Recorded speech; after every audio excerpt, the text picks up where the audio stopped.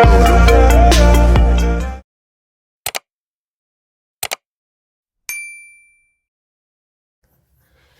semuanya, selamat datang di Siniar Alternity. Bersama aku, Cahaya Raisa Kuntoro, yang malam ini akan menemani kalian menyelami sebuah kisah misteri yang sungguh tidak biasa. Novel ini berjudul The Dead Returns. Sebuah karya dari penulis materi asal Jepang, Akiyoshi Rikaku. Novel ini diterjemahkan dan diterbitkan oleh penerbit Haru sejak tahun 2015. Seperti karya Akiyoshi lainnya, The Dead Returns juga membawa nuansa misteri yang kental, penuh intrik, dan menegangkan. Tapi kali ini ada sesuatu yang berbeda. Biasanya, Akiyoshi bermain di wilayah psikologis atau pembunuhan yang intens. Namun, kali ini ia menambahkan unsur supranatural, yaitu konsep pertukaran tubuh. Ya, jiwa manusia berpindah raga, dan dari sinilah semua misteri bermula. Novel ini memiliki 252 halaman, dan bahkan sebelum aku membuka halaman pertamanya, aku sudah terpikat oleh covernya. Bayangkan saja, seorang pria berpakaian hitam berdiri sambil membawa foto dirinya sendiri. Wajahnya tenang, tapi tatapannya kosong. Di belakangnya bunga lili putih bermekaran sebagai simbol kematian yang damai, namun menyembunyikan rasa yang tak bisa dijelaskan. Menurutku, desain ini sangat menggambarkan isi cerita tentang kematian, kehilangan, dan sebuah kepulangan yang tak semestinya terjadi. Dan benar saja, isinya memang sekelam itu. Tanggal 2 September, seorang siswa bernama Koyama Nobuo ditemukan tewas. Beberapa jam sebelumnya, ia menerima surat misterius di laci mejanya. Surat yang memintanya datang ke tebing Miura Kaisoku pada malam hari. Ia pikir surat itu dikirim oleh sahabat baiknya, Yoshio. Tanpa curiga, ia datang. Malam itu sunyi, hanya suara ombak yang mecah kesunyian. Dan di ujung tebing, seseorang mendorongnya dari belakang. Ia jatuh, ia mati, atau memang seharusnya begitu. Namun yang mengejutkan, Koyama terbangun, tapi bukan lagi sebagai dirinya sendiri.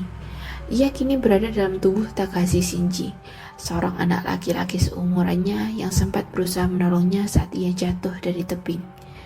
Koyama yang dulunya culun dan tertutup, tiba-tiba terbangun dalam tubuh anak populer, tampan, disukai banyak orang. Namun di balik semua itu, ia hanya punya satu tujuan, menemukan siapa pembunuh dirinya yang sebenarnya. Koyama yakin pelakunya adalah salah satu teman sekelasnya. Dengan menggunakan tubuh Takashi Shinji, ia kembali ke SMA lamanya, berpura-pura sebagai murid baru. Namun semakin dalam ia mencari, semakin banyak hal aneh yang ia temui. Semua orang tampak baik-baik saja. Semua memiliki alibi yang masuk akal, dan tidak ada yang tampak mencurigakan. Tapi satu hal yang pasti, Koyama tahu bahwa semuanya tidak beres. Di tengah penyelidikannya, ia mulai menyadari sesuatu yang lebih rumit. Menyadari orang lain, menjadi orang lain tidak semudah yang ia kira. Takashi Shinji punya kelebihan yang sangat berbeda darinya. Keluarga yang hangat, teman yang banyak, status sosial yang jauh di atasnya. Koyama harus beradaptasi dengan cara bicara baru, lingkungan baru, dan perasaan-perasaan yang bukan miliknya. Sementara dalam dirinya, ia terus membawa ingatan dan rasa bersalah sebagai Koyama Nobuo.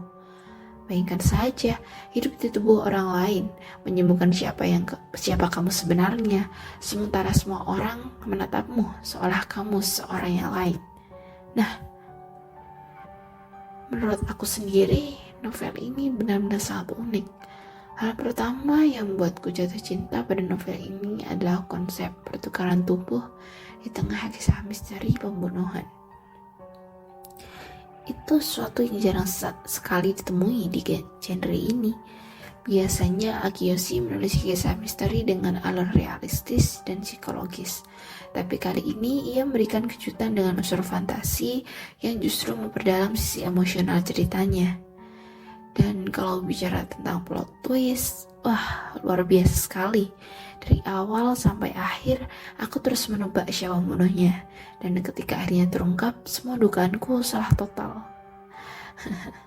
Akio sih benar-benar cerdas setelah menebar petunjuk kecil yang awalnya tampak tidak penting, tapi ternyata menjadi kunci besar menjelang akhir cerita. Setiap bab terasa seperti teka-teki kecil yang mengarahkan membaca menuju satu kebenaran besar. Kebenaran yang tidak pernah kita duga. Itu sebabnya novel ini tidak hanya membuat tegang, tapi juga membuat kita berpikir. Dan yang paling menarik, setiap pembaca bisa memiliki interpretasi yang berbeda tentang siapa yang benar dan siapa yang salah. Dari segi penokohan, Akiyoshi berhasil membangun karakter-karakter yang kuat. Mereka bukan hanya tokoh pendukung, tapi manusia dengan perasaan dan motivasi yang jelas. Setiap tokoh punya sisi kelamnya masing-masing. Ada yang menyimpan rasa bersalah, ada yang menutupi rahasia, dan ada pula yang tampak suci padahal menyimpan kebohongan. Dan tentu saja, tokoh yang paling berkesan bagiku adalah Hokoyama Nobuo. Dia memang bukan pahlawan, bukan juga sosok yang sempurna. Tapi justru karena itu dia terasa sangat manusiawi.